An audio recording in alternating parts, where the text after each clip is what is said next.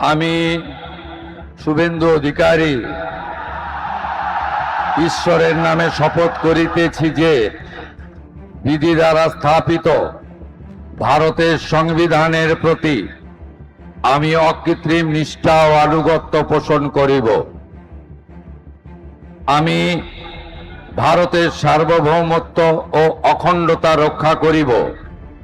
পশ্চিমবঙ্গ রাজ্যের মুখ্যমন্ত্রী রূপে আমার কর্তব্যসমূহ নিষ্ঠাপূর্বক এবং বিবেকসম্মতভাবে নির্বাহ করিব এবং ভয় বা পক্ষপাত, প্রীতি বা বিদ্বেষ রহিত হইয়া সকল শ্রেণীর জনগণের প্রতি সংবিধান ও বিধি অনুসারে ন্যায়াচরণ করিব।